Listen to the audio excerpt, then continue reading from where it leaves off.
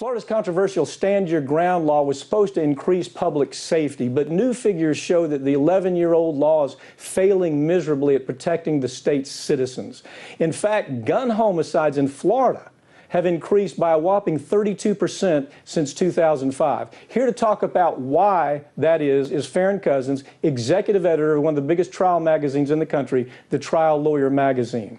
Farron, I'm wondering, how did researchers determine that the increase in gun homicides in Florida is linked to Stand Your Ground law? How did they get there? Well, basically, they did what a good researcher does, and they looked at the sample prior to the law's enactment in 2005 compared to it afterwards, adjusted for population density and things like that, population growth.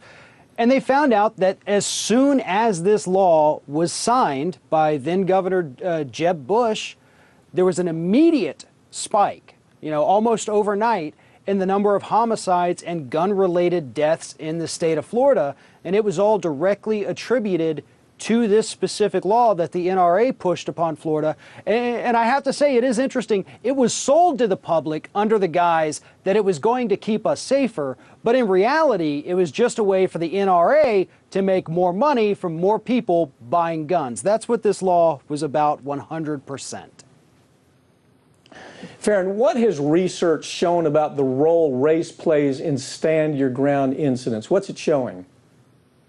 It's actually pretty disgusting, but unfortunately, it's what you would expect, from this country today, and that is that when a white person uses Stand Your Ground defense to justify killing a black person in the state of Florida, they are more likely to get off as opposed to a black person using Stand Your Ground as a defense for killing a white person.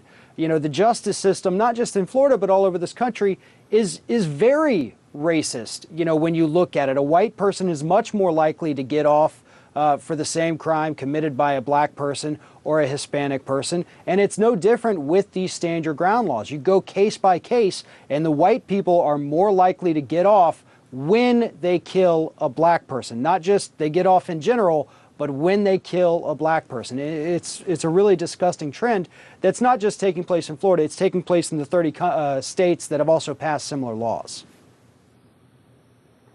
Farron, nearly 30 other states have followed Florida's lead in passing Stand Your Ground legislation. Have we seen an increase in gun homicide rates in those states as well, or is it just Florida that we're talking about here?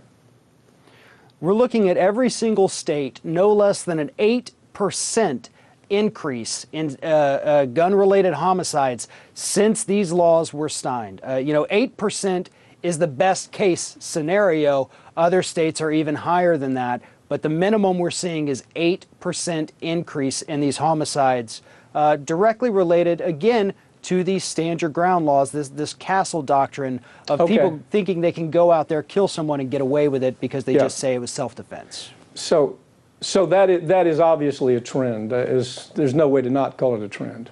Thank you, Farron. Right.